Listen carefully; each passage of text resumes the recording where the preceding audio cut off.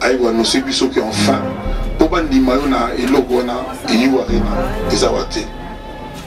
Ça dit faut curriculum vitae, ça dit CV na yo aux années ni parcours na yo.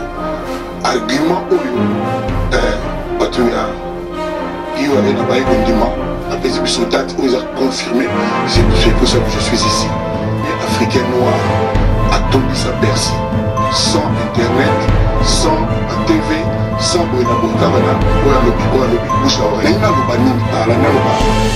il est temps que Namboga Nabiso Batbazo poste pour la compétence, pour l'intégrité, pour l'honnêteté, pour l'amour, il y a travail pour l'amour à Congolais et à Congo.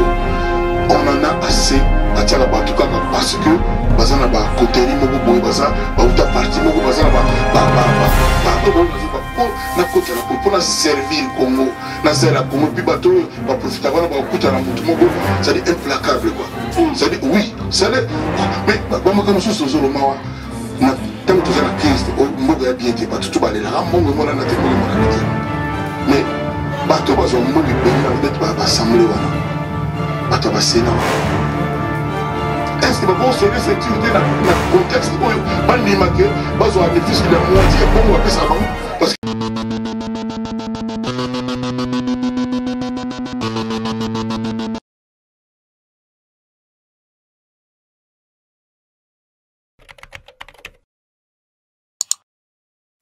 abonnez-vous sur Congo Paris TV. Non, nous avons pour ça vous provoquer. Je dis bien nanoté. Par contre, il y a des gens au Bayaka impunément. Ah, Kofi, comme dans une peut-être vieux Corona. Ah, ne sais pas si vous avez vieux Corona. Déjà. Il vit Bola, il vit Boye, il vit en réponse, on a appelé ça Moutokomboté. Donc, il ne faut pas que le bagage Kofi, né Moutouazali, Moutou a créé un problème. De quelques fois, n'a réagi ça, mais je ne réagis même plus du tout. À tel point que j'en suis arrivé à suspendre le même Amiyou Merveille, porte-parole là, les quelques fois à Oza, pour ça la émission, quoi, à répondre à Babylone. Donc, on a les lots dans un temps en athée, et ça a goût en athée, et ça culture en athée.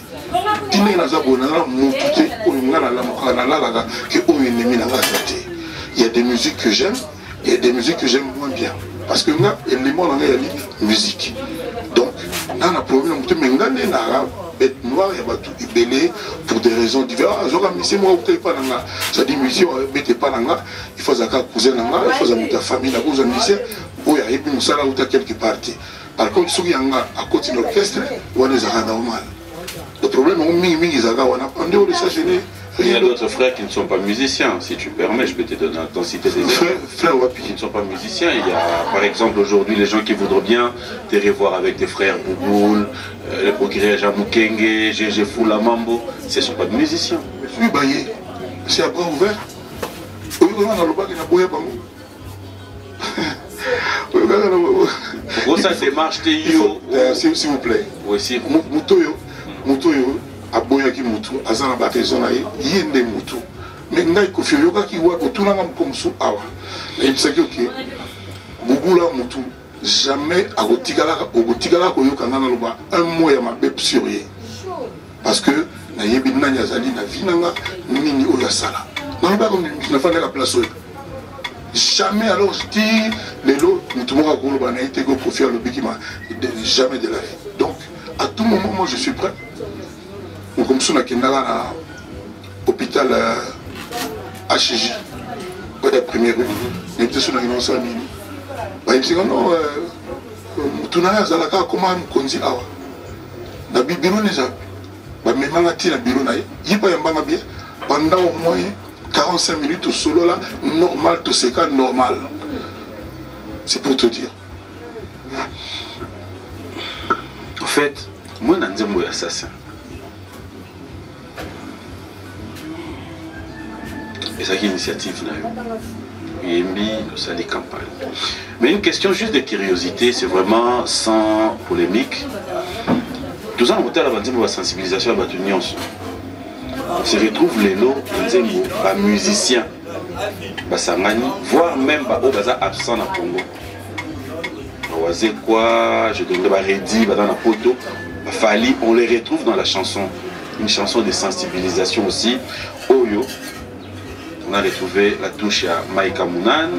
Oyo, tu retrouves la touche de Bakran Wana. Mais qu'est-ce qui fait qu'on ne retrouve pas Kofi dans ça? Est-ce que c'est parce que fallait pas foutre caché, sachant que c'est une chanson de sensibilisation qui n'a rien à voir?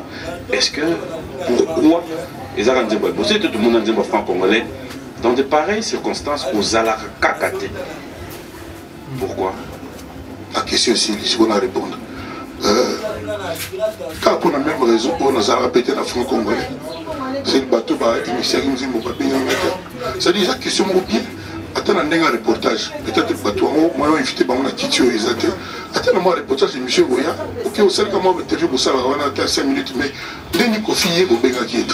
Moi, je le dis à la télé, tout le monde va Benga pour le Bananga, il y a la place pour Goya, à Zate. On a un peu de franc-congolais. Donc, par moment, il y a raison, il va éviter à Benga. Donc, peut-être que cause à la PLM, ce Bayoga déjà chasseur assassin. Par moment, il y a c'est pénal, peut-être qu'il y a un double emploi.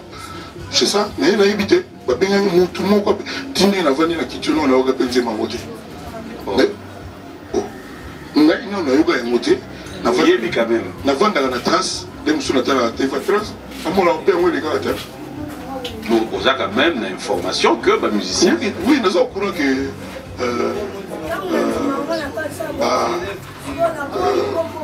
Tatiana Cruz, Claudia Bakissa, même si je sincèrement, tu veux. Non, mais une fois à la moi gentil. Qu'est-ce que tu peux dire?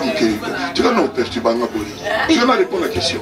Non, non, il n'y a pas de téléspectateurs. Il n'y a pas de poser la question pour nous. Il y a pas de pour les téléspectateurs. Alors, pas comprendre. Alors, Tika, il faut pas éviter. On dirait que vous avez un problème dans votre problème. Voilà, merci beaucoup.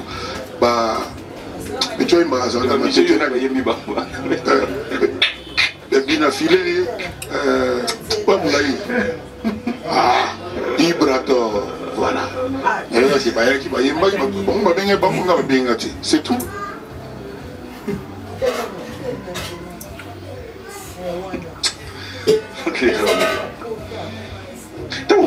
Est-ce que ça t'arrive de réaliser que les lots dans tel news chez Oleka, ceux qui ont battu Oyo, qui les lopé, qu'on soit les devants, qu'on zonise un peu, la réalité news sur la musique n'a mis sur place, vous faites partie. Parce que je citerai, il y a Jossal Nyokalongo par exemple, il y a Yo, il y a le vieux Verkis qui est encore là, il y a Papa Jano Obenga comme vous l'avez dit. Si on est dit à Mouyo, au Tali, Batio Monika Batatiana, Banani. Maintenant, on va c'est là, mais c'est non, la tangi batu news de côté en batu news hotel. Mais yo tala qui a monté, est-ce qu'on est yo yebi ke bango wana ba yembi. Même sous bateau na solo na bango bango. Yo tala qui a monté, on bien ta mutu pas benga ki yo. Abeka awa siko bien. Est-ce qu'on est yo yebi. Kasi na solo la peine batu ti. Ah, kasi solo ki na solo la batu. Je te dis na solo la peine batu. Batu na côté de A à Z t. Le bateau yo solo na bango ba yebi si yo ke to yemba. Ça dit solo ko comme ngai, batu nzembe mo salami. Bato ayembi net banani batangi bato na pe batangi pe bakomoni sauté batangi nga quelques noms net aw na bakomba batangi na bosse pe ya vie volo ah oui net vie volo batangi nga pe mais ka na ko bosse nga monta on a bandi question moi na ebisio que ils en a même chose dans un poto na cité là net oisé quoi ba fali ba redi wana ba ebisaki yo teke bango pe ba yembi na nzemo ah tu as dimanche Nzamba au CPLAT. Oh, dimanche. C'est triste, hein? Nzamba dimanche. Après, maintenant, mardi. Non, mais c'est qu'il y a peut-être que dimanche. Grand prêtre, le cours, il va se faire la légèreté. On y confie. Depuis. Et Bandava Zana Sida. Salvatine m'a dit, va tout. Petit frère à Jésus, apostole à Bodine, Banini. Til Lelo, Zana assassin. Nous avons aidé. Pour ceux qui y étaient, les Nakokama, ou plutôt les Bakokama. Bon, la nouvelle amenée à Opesa, on a été sur la question, tu te repasses par ma maman, ça n'a pas. On va y arriver. Comment on sait que tu es nouvelles ça? Tout ça évolue. Avec toi, on ne sait jamais. Avec toi non plus, on ne sait jamais. Parce qu'on pour la nouvelle loi. C'est pour la nouvelle, on a télé, on a télé. C'est-à-dire que vous avez un homme d'intérêt privé. On est déjà inévitable, un téléphone, même si vous avez un numéro, on a un téléphone. On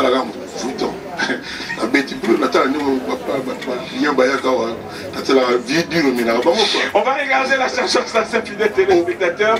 Pour le plaisir de vous tous qui suivez, juste un extrait, on se retrouve tout à l'heure, comme ça nous aurons la bonne nouvelle.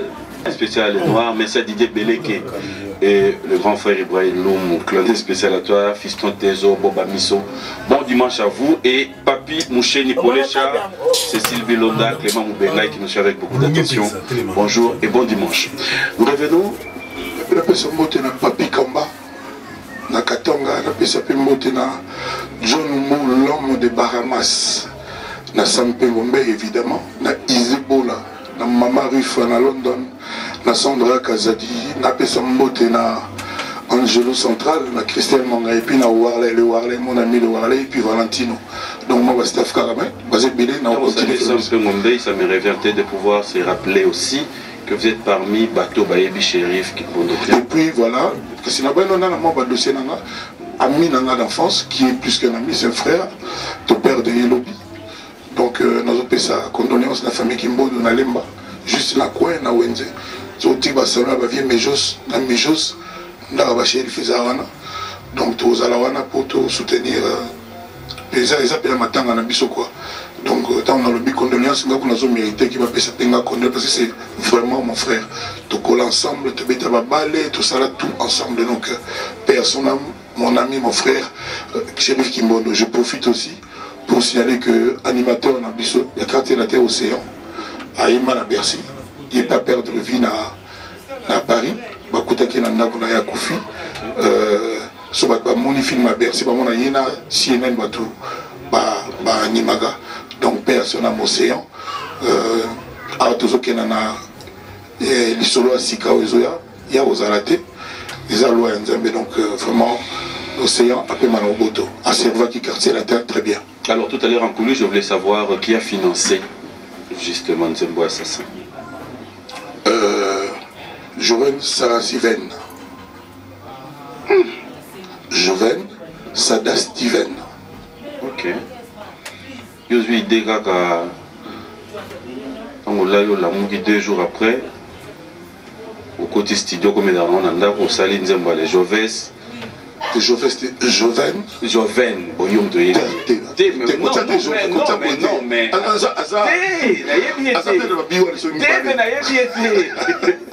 Joven, Sada Steven. On a un côté studio ici, la magie à Yébi qui est dans le studio, tout benguier, tout. Pourquoi la magie elle a raté? Effort quand il me fout à la moussala. Tu veux effort à Joven pour financer. Tout n'y a question. Aussi ici. Toute question dans les alaki, nani. Tout n'y a une question de quoi qui est dans mon musine, tu es au Yéba. Si nous répondons de mais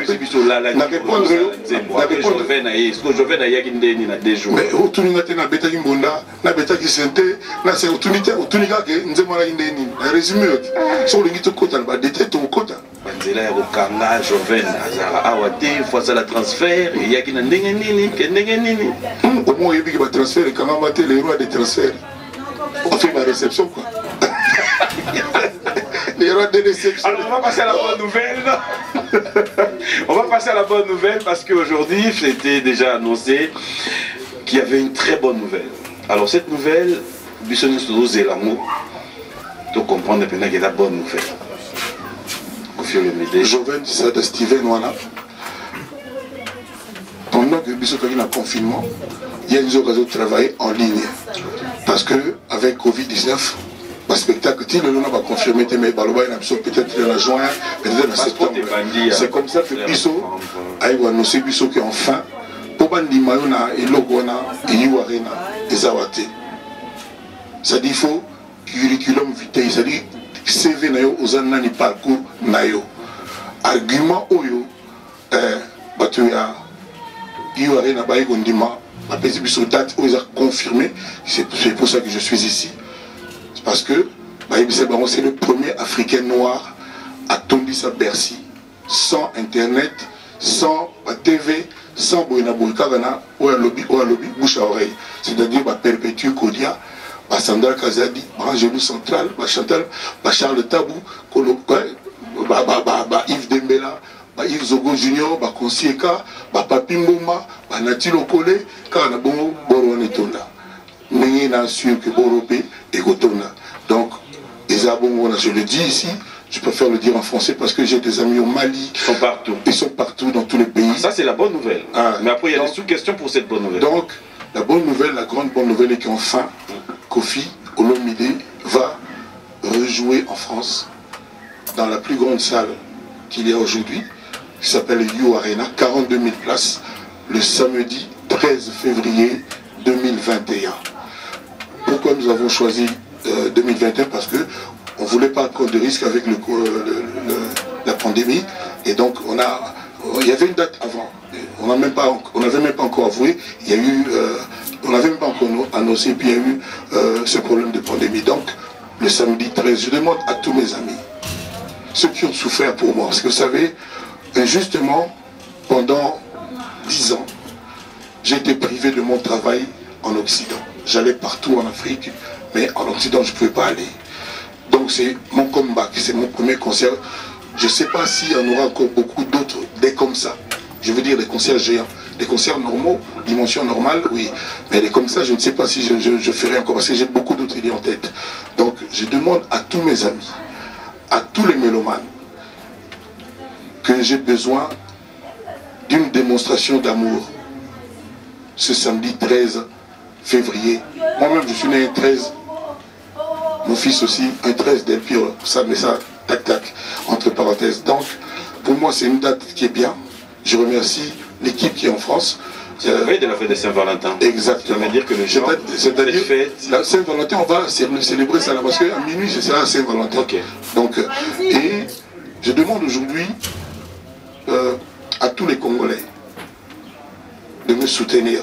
Je demande à tous les Africains de me soutenir. Je demande à tous mes collègues musiciens du Congo, tous, de comprendre que c'est l'intérêt aussi de la suprématie de la musique congolaise.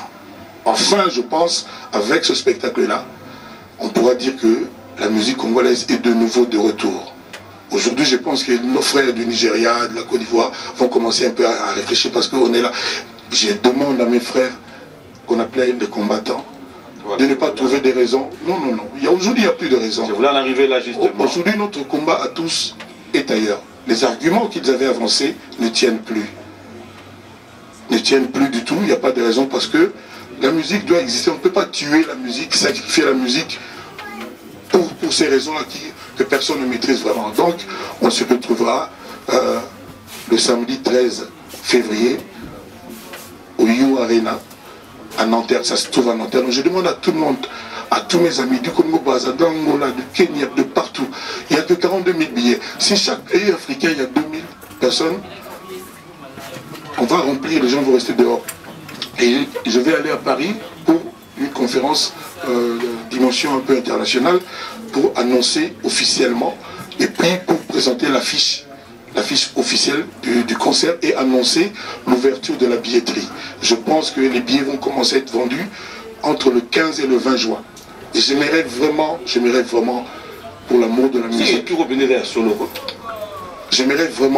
j'aimerais vraiment que en moins de mois, il n'y ait plus de billets. Ça, je demande à tous les miens, de partout, aux États-Unis, les GR, Cuba, je vais oublier les noms, qu'en moins de mois, il n'y ait plus de billets, qu'on ait épuisé ces 42 000 places pour que ce concert-là soit une page d'histoire, de l'histoire de la musique congolaise.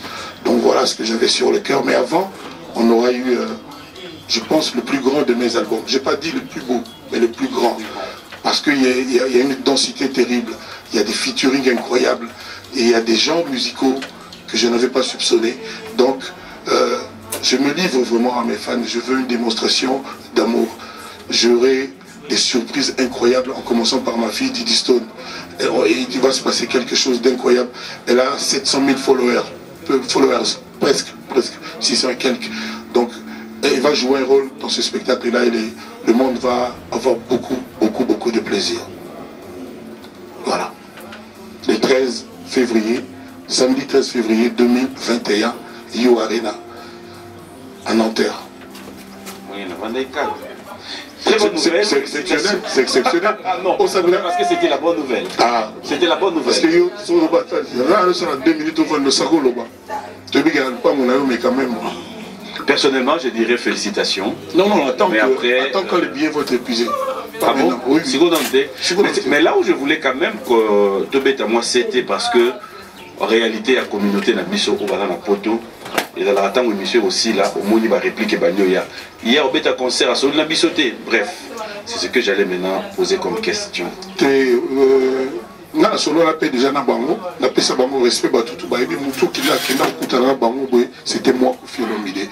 Donc solo là, au moins il faut pas faire croire ba tout que ba combattre ba réfléchir à la tête. Il faut pas ba combattre ba za mailler les ba intelligents. Na solo na ba Eric Moulalou, na solo na ba comment bien voilà. Na solo na bango, puis tout ça rencontre moi au moins ba vidéo, je les respecte. Mais les lots va comprendre. Et l'on va comprendre que musique n'y est pour rien. Et ça, musique, depuis qu'on s'est répété na Bercy, na Wolo du Congo. Musique est bêtée au Congo et na Congo n'est pas bêtée. Non, tout ça. Tu vas s'épeler là. Voilà. Et puis, tu vas qui na volonté na bango. Tu vas pas bayaka. Tu vas pas combattre au sol, tu vas bombe. Mais bayaki. Il faut bayaka. Si vous avez musique est bêtée. Pour raisonner, il va ça. Il va ça pour raisonner. Tout ça, tout le monde a le lobby de critiquer trop. On a commis tout là. Il faut surtout passer l'étape, c'est-à-dire qu'on peut ça idée pour s'en sortir. Pour la nuit, ça usine et transformer en matière première, même si on a un la bisoté. Car ma vie soit un pays. Pour la nuit, on va se la monter.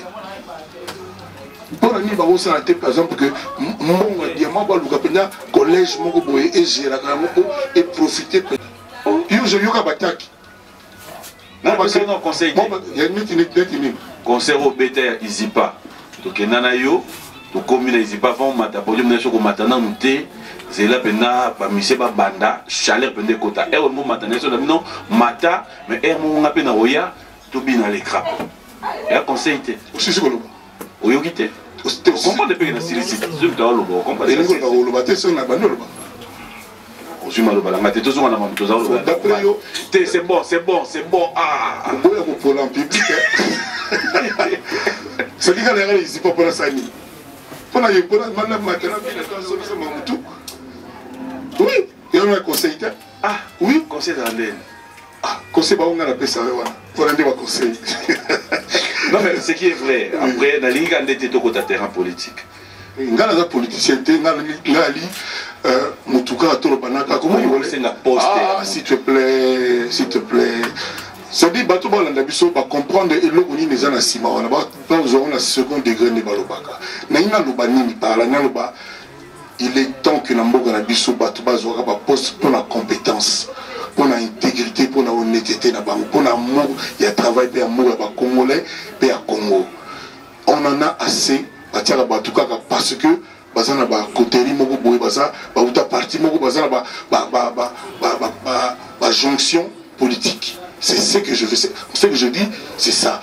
À l'époque, président Mobutu, à Tiara la Banque de France, M. Blumenthal, directeur, gouverneur et la Banque centrale Nabiso, parce qu'il en avait marre, il y avait détournement, il y avait légèreté, la gérance est bon à l'État. À Tiara allemand, surtout hollandais allemand, je crois, Blumenthal comme on a eu. À Tiara pour un politicien congolais, à Tiara pour Ebi Moussala, Ngana Kenan Angola, gouverneur de la Banque Angola. Aza angolais, aza mutumo ebi magama finance, je crois aza portugais ou brésilien le monde voilà. Donc c'est le moment batiaka batu. Bako makoto ko makoto batu kaka pona partité. Bazona le peine bobenga mo société civile. nayebi te pour na bien on mais bato mayele na Congo ba ebele na ba États-Unis na ba Harvard na ba Londres ba six ba classe même quand na Lovagnu moi na Lovagnu mais que ba bien aussi on na bato mayele bazali bato ba koya osala ka musala. Bon, il y a des gens, on va passer à poste plus balongo libango, bilan na bango et l'autre na kati. Parce que bon avantage, parce que maintenant on peut accueillir. Il y en a marre. Pendant que Congolais normal a ça pour souffrir. Ils allaient normalité. État de droit, ils ont magamoto tout le monde en a tribune. Les états de droit que Congolais tout faut profiter de ceux qui ont monde à Congo où ils sont riches. Congo ils sont riches, mais tous ça là. Gaspillage on dirait comme un copie à bateau moko boy car bango moko wana na zo po na kota na pour na servir Congo na sert la Congo puis bateau va profiter wana ba kuta na mutu moko ça dit implacable quoi ça dit oui ça mais ba makano so zo lo mawa na tant que na crise mboga ya bien te bateau tout balela mbongo mona na te mbongo mona na te mais bateau ba zo mbongo belé na peut-être ba assemblée wana bateau ba sena wana. Est-ce que vous avez sécurité dans le contexte où vous avez la moitié de mon parce que qu'est-ce qu'ils font pour le peuple? Quoi? 20 millions par mois pour l'instant. 20 millions de dollars par mois à tailler mon conflit. Pour servir contrepartie dans le peuple les Aranimi. Ils ont pas conception politique. Bah ma solo te qui oh bah il y a un champagne, bah il va franchement. Bah le peuple va mettre maille va toquer ça. Maille à lobo. Ils allaient marrer, ils allaient passer. Oh papa, au moins ils battent pas zongo sérieux. Ils sont très sérieux. Bah ma solo il bête makake. Ah bah conflit moko boye. Bah ça va qu'il nous met le champagne, boye na boba ni kafi na bango yango wana. Et c'est pas eux qui tâté la génétique que peuple azo ka bango. Au moment où bateau bazo zanga ba 1000 francs. Donc il y a moyen de faire quelque chose parce que Congolais ba Congolais tout. Congolais il y a groupe moyen bateau moko bo serve moko boy o ya longue bazo na muska ka bongo non eza bongo te. Baza la peine mitema auto yeminzamba sepelité. Na amplifier ngona nzembo zo ya comme ngo elelo ba Congolais. Na bi pena nkolo bébé na mo pao yoka elelo na yi. Voilà. Kofi Olomide. J'aime bien un peu en profondeur. C'est bon. C'était ma café là. C'était ma café là quoi. En fait, le jour est commis, on se réserve, il y a au pays Samuel. Parce qu'on ne sait jamais. Tes mailles sont confiance. Sont bakanga mailles bakanga pena spa. Spa pena bakanga mailles. On doit toucher un mot. Mabogo na yo sala en après ça na moi borno so mailles yango to so go mabo. OK. Voilà. Ça va. Boye les mailles. Boye. Vous savez comment marquer mailles ba na moti. Voilà mon sala mailles. Te marque pour na marque moko ngana mo sala mailles. Pour na marque. Yo pour na yo to mela ngai. Spa. Boye luga spa mo so bo moni boye. Ezate. To continuer mission ke melanda. Na lobi sikoyo na makamyo so lobi awa. Nanda. So qui n'existe pas une monanité. Chobiso wana. Côté wana. Côté ni. T'es pas moi c'était moi une mauvaise blague. Voilà qu'on a avoué, on a blague à bien. Alors, Nana a posé question. J'aime bien aux Zoloba de tout cœur, mais aussi, moi, observation. Qu'est-ce qui fait que dans ma makamou mungi, on peut salamara ya malamu, ou ma collègue, ma ninga na yoto, ma frère, ma salara ya malamu, tout le monde a un côté. Je donnerai un exemple. Il y a des gens où il y a une fondation, il y a des gens où les lots de monde a problème, ils vont aussi à l'encontre de la population où le peuple est démuni. Moi, boy. Pourquoi est-ce qu'on ne vit pas ça avec Kofi? Obi, on peut se remarquer à un moment. Ça demande un niveau qui tire débat. Tu as un niveau moussous. C'est du seul moment qui a 107 galos. 107 galos, c'est coûté à combien? Ça, il y a peut-être $50, $5,000. Oui, il y a $5,000. Si on appelle si bateau 50, bateau 100, la règle est nulle. Mais on est dit. Proverbe Mouré le bagarre. Ne me donne pas un poisson, mais apprends-moi à pêcher. Il y a un ici. Il ne faut pas tout. Ndago etengama, tout pas pour l'amour couleur. Ça ne sert à rien. Il faut attaquer le mal par la racine. C'est-à-dire, soit ça là, mais c'est quoi? Tout ça, on a diamant et or. On est comme un musicien, un footballeur, comme un PDG à Baydachou. Il y a des fois 1500 kilos à ça va congolais. Bon, l'État, c'est bien, c'est pas mauvais. Mais si on a nini, on en est. Pour la nini, on a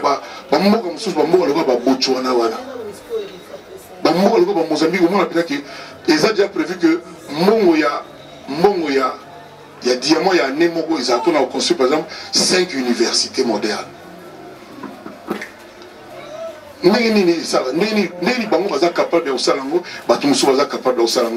C'est ça mon problème.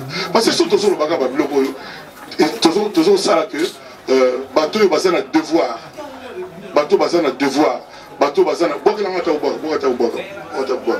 enfin, moi, mon ami. En plus, c'est pas Benaro. Merci beaucoup, papi. Donc, bateau basé sur au balia ka mongo ke ba salaire ma congolais ba futa bango puis ba salaire mon foyo ka ba salaire wana.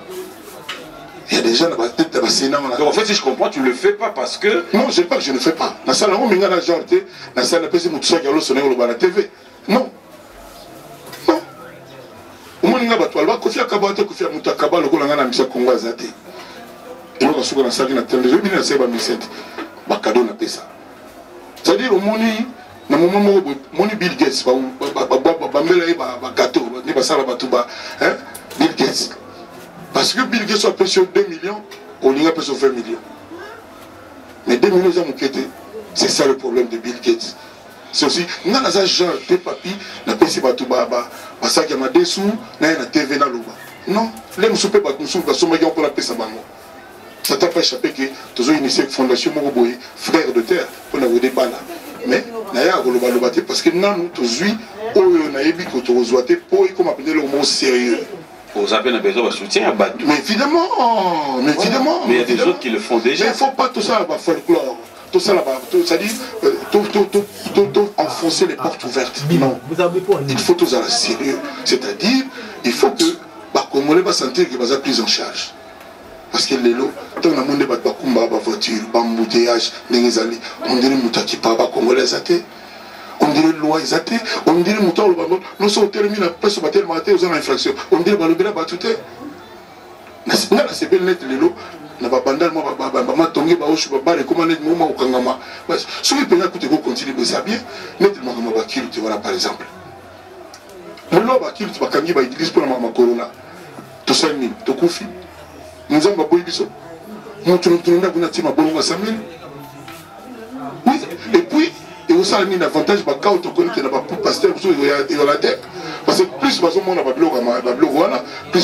tentation. Je suis sérieux.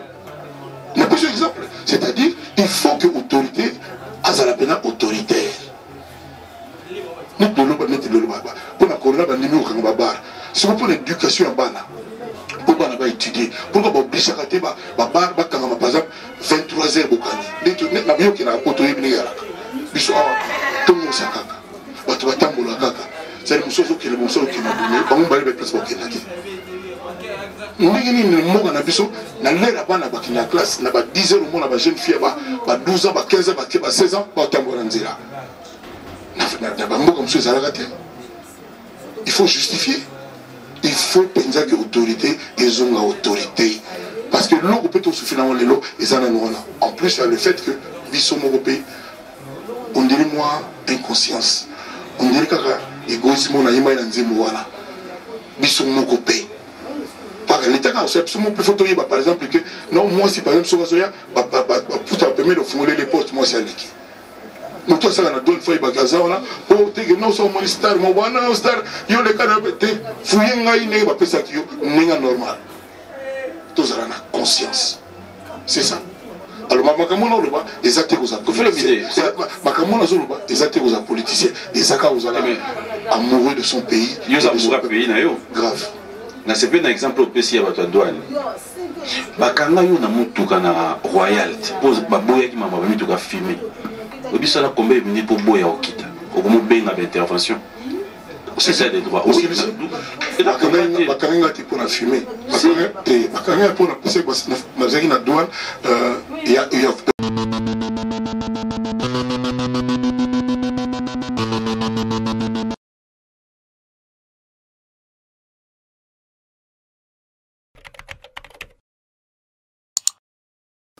Abonnez-vous sur Congo Paris TV.